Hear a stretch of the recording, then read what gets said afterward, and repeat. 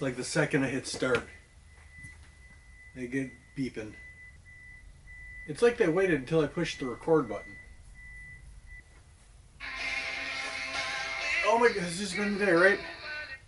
Hello. It's okay. Second I hit record. Nothing but beeping. How much backing up do these people need to do? Shoulder holsters are done. Absolutely love how it looks. Problem is, only got one of these. So I printed up another one, right?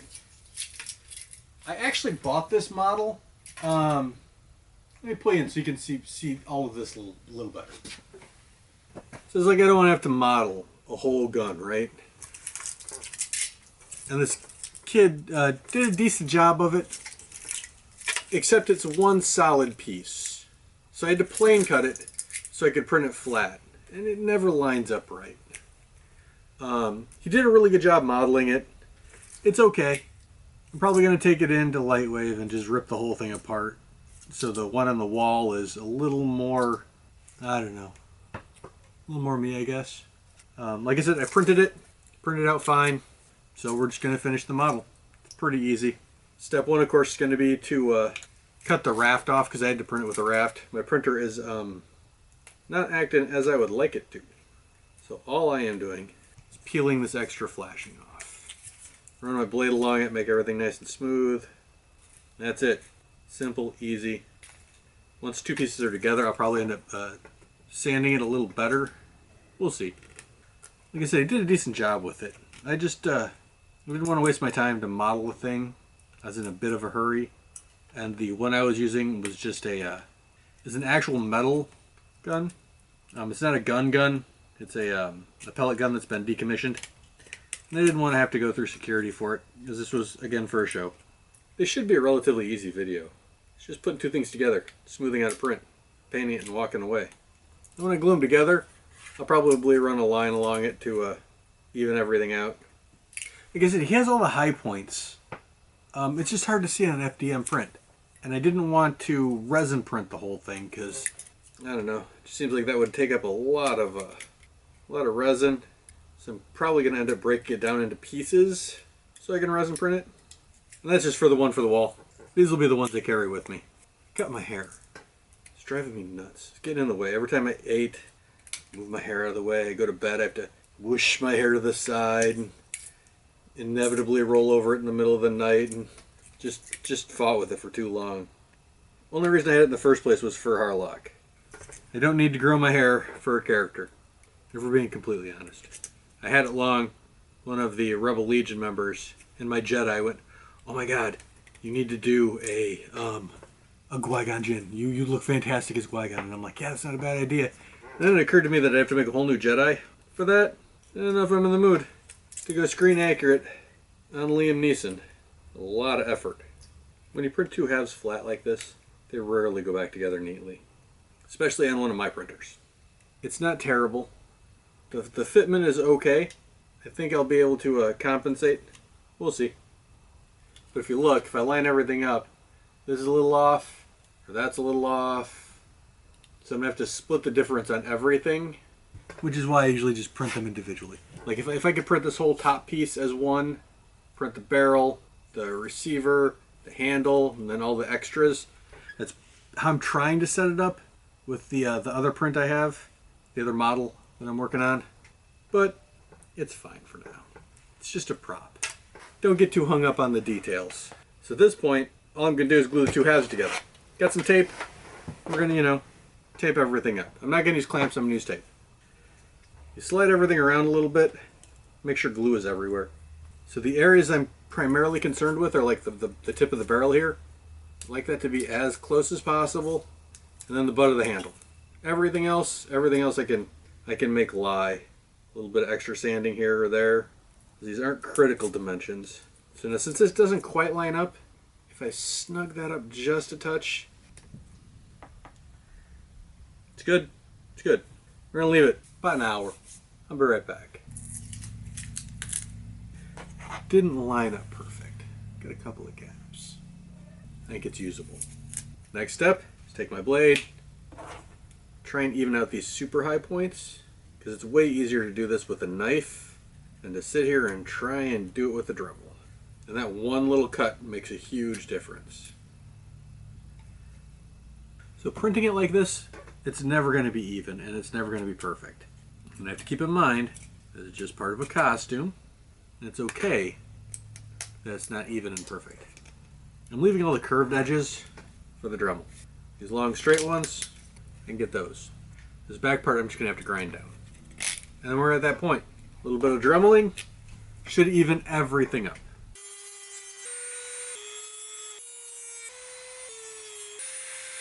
When you Dremel plastic like this, it just kind of melts. I want it to be a little more even than melty.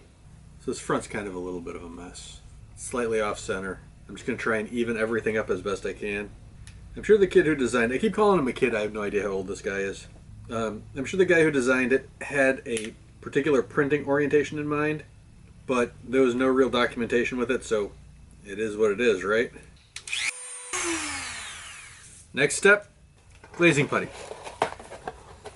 I'm not even going to sand. I don't even sand anymore. I just jump straight into glazing putty. Feels faster, easier.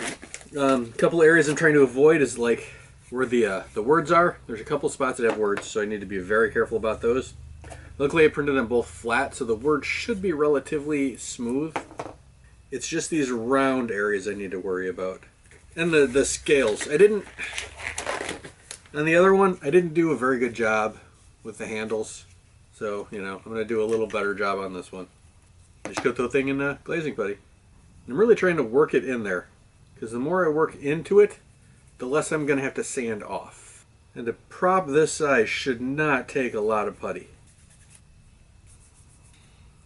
There's a fine line between good enough and not good enough. People are going to focus on the barrel and the handle.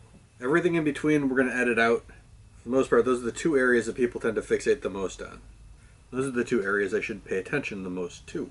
It doesn't have to be perfect. It doesn't have to even be good. It just has to primarily hide that seam. It's a decent file. Like I said, the guy who made it did a pretty okay job. Look-wise, it's perfect. It's just not easy to print, which is why I don't offer any of my files for print, by the way. Because I don't want some idiot on the internet, like me, sitting there going, whoa. And yes, I'm referring to myself as the idiot who's going off on the internet. I'm probably going to do 2 coats of glazing putty and meet back up with you. I'm going to lightly sand between each. There's no reason you need to watch me put putty all over a prop here. Sure is a shame to cover up that gold. It looks pretty neat.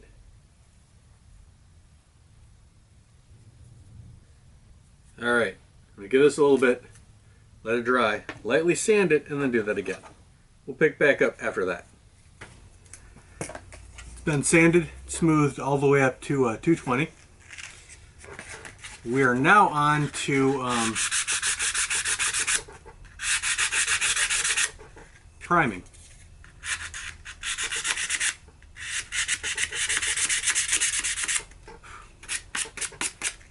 So we're now on to priming. I'm going to use, let me go get it, I'll show you. I'm just using sandable black primer. Since a good chunk of this is chrome, I want the chrome to go over black. I think it looks better. It gives a deeper luster for the chrome. So this thing's got a bunch of little holes in the trigger, which is kind of neat, because that means I can thread some string through to hang it, to paint it. But we're going to go with same. I always use Rust-Oleum sandable primer. I tend to go with the automotive stuff. I like it better. I don't like paint and primer in one. Primer's job is to make things so paint can stick to other things. It's its job. If you add too much into it, it gets kind of weird. So I prefer just primer that is primer. I want it to have one job. I don't want it to do anything weird. I don't want it to do, I just need sandable primer. So I use Rust-Oleum. I think the automotive gives it kind of a little more durability to it, in my opinion. At least it's what I found. So next step, primer it. Then we're going to sand it. Primer, sand, probably about 3 times all together. And I'll see you in a minute.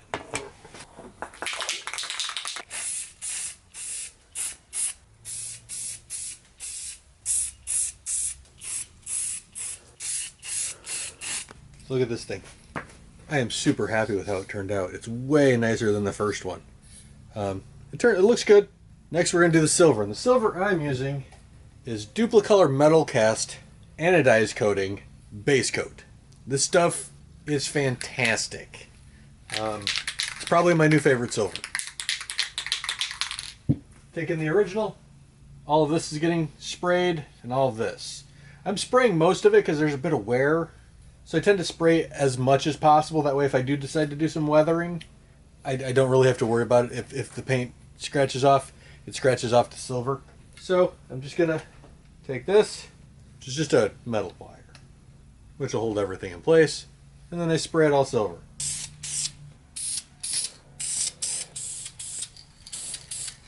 Silver's on. I'm happy with it. It's not perfect. Good enough. This one was nice and shiny. I want this one to be a little more weathered. So the next step is to tape off everything we want to keep silver, right? It's pretty easy. We're just putting tape on the thing. There's nothing special about this part. We got some interesting things coming up in a couple seconds, but right now, it's just tape. The whole top part of the gun is silver, so is this. So we've got these little fins. Since I've got a long strip, I'm just going to work it in to these little recessed points, right? So if you look, they're all pushed in. The smoother and flatter we can make this, the better the paint job's going to be. I could fold it under and get this as well. I'm not overtly worried about that. Because if that's black, then it just looks like a shadow line. The trigger. This piece, it's a weird piece. It was drawn to be, so when you cock it back, you need two hands.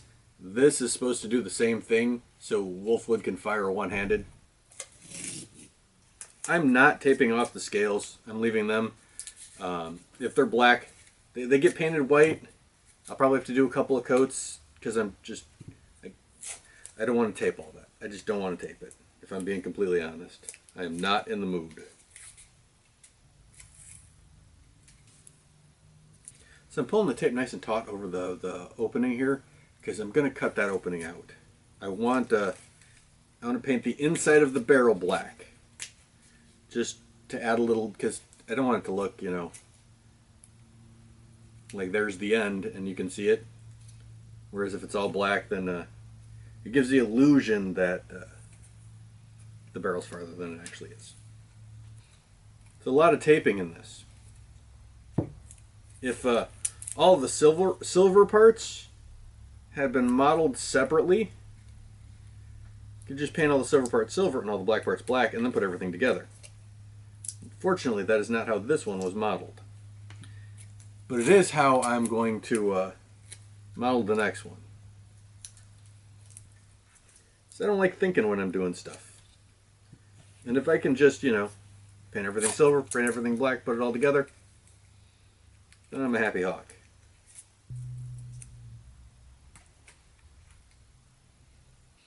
Luckily, if there's a little black in like the trigger guard, or in the trigger itself, it's not the end of the world. Nobody's going to be like, hey, that doesn't look right.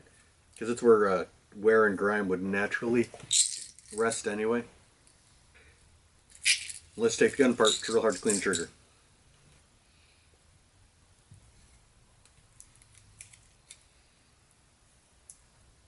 Alright, now this piece right here needs to be silver as well. And that's annoying to mask off. Most of the gun is annoying to mask off, if I'm being completely honest. Not a big fan of, you know, if you listen to all the garbage I say, it seems like I really don't like what I do. But I really do enjoy making props. There are certain aspects of it, though, that I'm not overtly fond of. And it's usually messing with other mistakes. Like I said, if I had modeled this myself, I'd have modeled all the silver stuff separately, so I could just spray and go. Less taping. I don't normally mind taping, but it's a little cold in here today.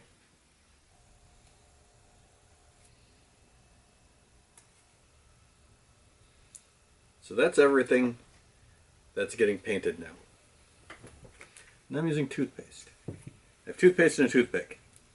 And I'm going to use toothpaste as a resist. This is a trick I learned when I was working on the Proton Pack. And I absolutely love how it turned out. Toothpaste makes a fantastic paint resist, right? It's inexpensive. It doesn't have that weird chemical smell that like a lot of people say diaper rash cream does the same thing. Any kind of weird cream will work, but it all smells like that. The worst thing is toothpaste just smells like toothpaste. So, you know, it's minty fresh. I'd rather have a prop that smelled like toothpaste than a prop that smelled, you know, of just about anything else. So I'm just going to use a toothpick and go over the edges, right? Anywhere that I think there'd be excess wear. You're being pulled in and out of a holster constantly. You're going to have a little bit on the edges here. Probably all along here. And I like the toothpick because it can make scratches, real, just fantastic looking scratches. And I'm just putting it anywhere that I think, you know, warrants a little bit of wear. Let me pull this in so you can see what I'm talking about. So there's spots like this. It's probably going to have a little more wear on the top than it would on the bottom, because that's going to be spring loaded. If I don't like some of it, I can just wipe it off. I've got a nice amount there along the front here. I want a little along here. Just the points, right? You don't have to go crazy with it. Although I've rarely seen a too weathered looking prop. So now just a little bit of toothpaste and I'm going to wipe it on. I'm trying to think of anywhere a hand would normally just be.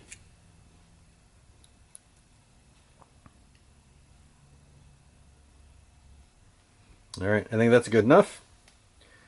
I'm going to tape this off and then we're going to spray it. Last time I used flat enamel. I think I'm going to use flat enamel again. I kind of like the flat look of it. It's neat. So I'm going to spray this all in black. As soon as it dries, I'm going to take it into the house, wash off all the toothpaste, and then we'll mask off for the white.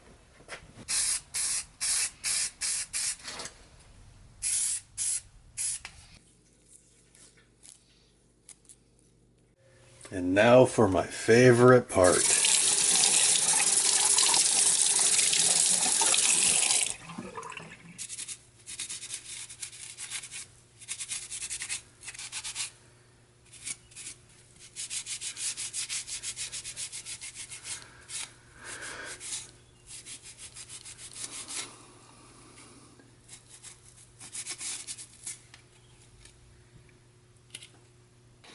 So this turned out spectacular.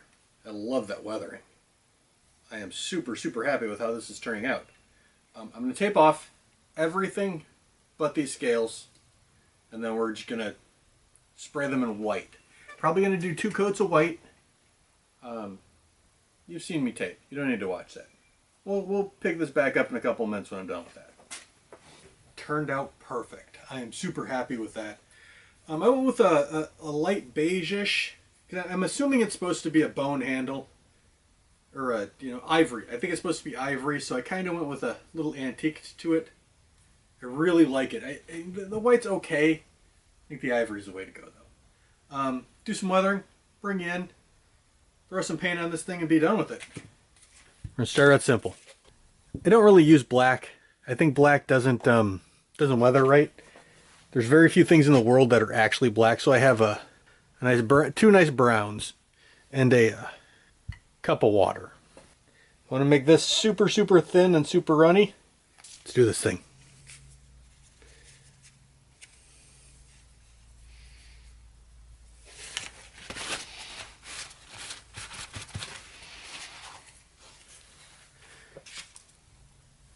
I don't want to overdo it.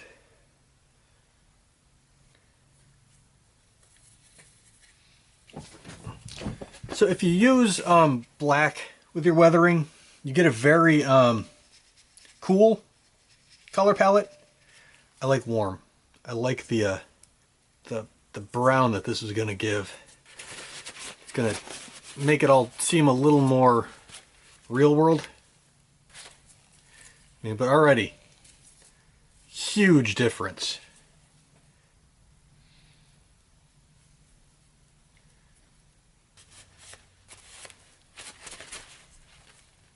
So I'm just going over, hitting just about everything, wiping as much off as I feel I need. But that now reads as a much more used and lived in gun.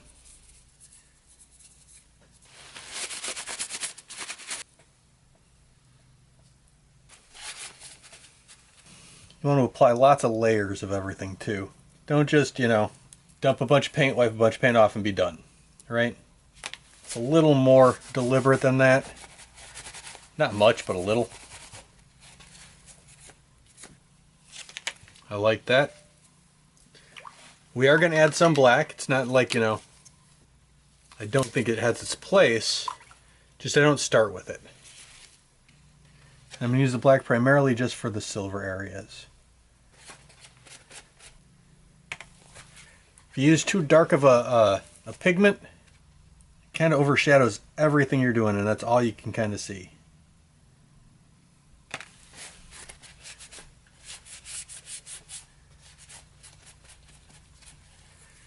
And it grades it up just a little bit.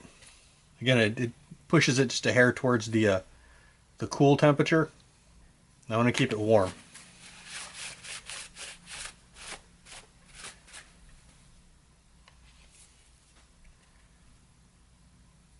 I'm primarily doing this anywhere there's like writing or texture or anything on the inside, like these screw holes, because that adds just a bit of shadow that I really like.